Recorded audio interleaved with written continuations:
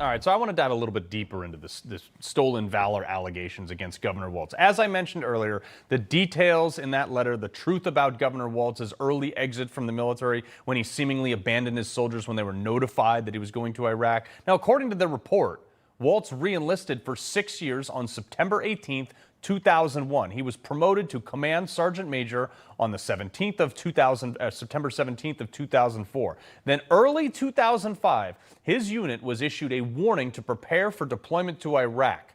Walz then quit the military, or resigned early from his enlistment, on May 16th of 2005. That would be 2 years before, and then he was demoted in September of that same year prior to retirement. But according to him, he only recommitted for 4 years in 2001 and retired early a year before his battalion was called for deployment. He also conveniently left out his demotion while running for Congress. But even with this fake dates, the math is not mathing. He still retired knowing the deployment. Great pick, Kamala. Florida Congressman and U.S. Army veteran Greg Steube joins me now. Sir, this is deeply concerning to me. I think it's going to be a bigger story than a lot of people are even considering now.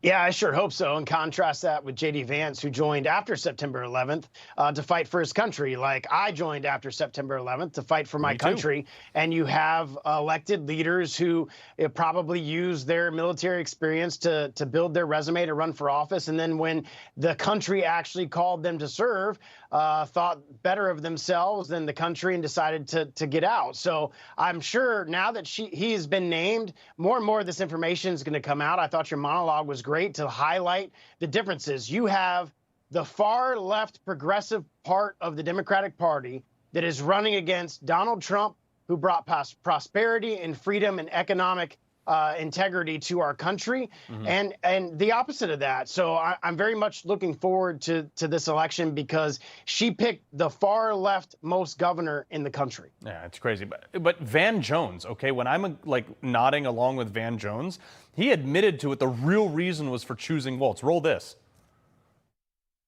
But you also have anti-Semitism that has gotten marbled into this party.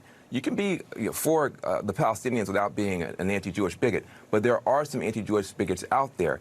And there's some disquiet now, and there has to be. How much of what just happened is caving into some of these darker parts in the party? It's a good question, sir.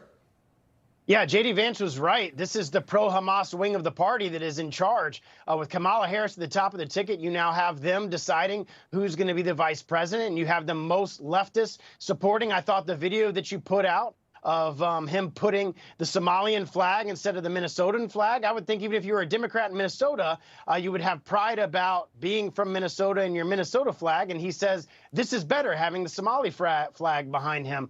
So you have taken a large lurch to the left. I'm sure the Trump campaign is very happy about that. And they overlooked a Jewish individual who is much more moderate in Pennsylvania, who would have been better for their ticket. I'm obviously glad from a political perspective they chose this guy, but it shows you how far left and how pro-Hamas and against Israel that this ticket is. Yeah, well, Congressman Greg Steube, keep up the great work, sir. We appreciate you joining us. Good to see you anytime. All right.